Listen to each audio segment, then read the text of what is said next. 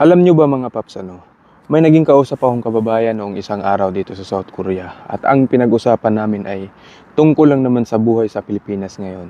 Sayang nga lang dahil hindi ko na i-record ito at wala rin naman sa intention ko na i-content iyon. At habang nag-uusap nga kami, naibahagi niya ang tungkol sa kanyang anak na nag-aaral ng criminology sa ngayon.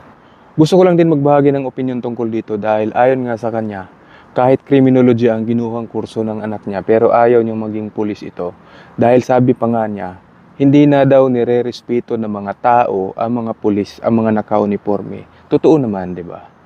At pinagkukumpara pa niya dito sa South Korea, kung makikita niyo naman sa mga tawag nito, sa mga K-dramas, yung mga pulis dito wala pong bitbit na baril, batuta lamang po yung yung mga dala nila.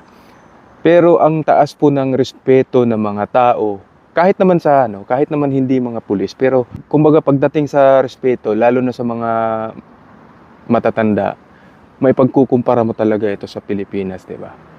'Di ba sa atin, mga magulang na nga sisigawan pa ng mga anak 'di ba? Siyempre ako naman bilang isang Pinoy din at meron din naman ako mga kaibigan at mga kakilalang mga pulis na nasa serbisyo. Pero hindi naman nabago yung pananaw ko dahil lang sa mga dahil hindi ko po nila lahat. Pero hindi po natin may pagtatanggi na meron talaga mga gagong mga pulis at kahit na mga hindi pulis, mga nasa gobyerno nagtatrabaho na gumagawa ng mga balasubas, 'di ba? At siyempre titingalain mo ba yung mga ganong mga tao, 'di ba? Hindi, 'di ba? Siyempre, ikaw din bilang isang mamamayang Pilipino, bababa pa rin yung pagtingin mo sa mga taong mga ganon, 'di ba?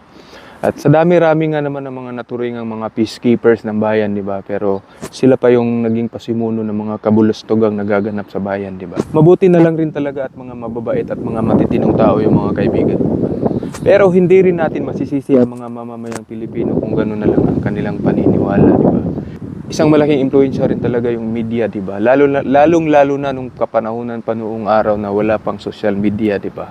Na halos lahat ng mga nilalaman ng mga balita ay tanging mga pangit namang nakaganapan sa bayan, 'di ba? At bibihira ka makarinig ng mga magagandang balita, 'di ba? Maliban na lang kung ito ay mga propaganda ng mga maimpluwensyang tao, kundi naman mga nangyayari sa mga artista, 'di ba? Mga sikat na tao. Kung mapapansin niyo rin ang mga magagandang naidulot ng social media sa panahon ngayon, na kahit sino, pwede mo nang ipagmalakip sa buong mundo sa pamamagitan ng pag-upload ng picture o video, 'di ba? Tapos mas naging madali na rin sa mga nasa media ang pagkuha ng mga content ng kanilang balita, ang mai-broadcast sa kanilang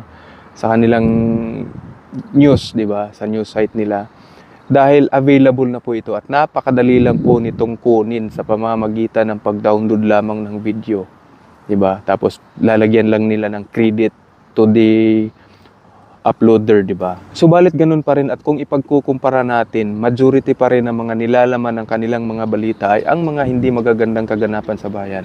Dahil kung ikukumpara rin naman natin, ay napakabilis nga naman itong mag-viral dahil mas interesado ang mga tao na usisain ang mga to kaysa sa mga positibo.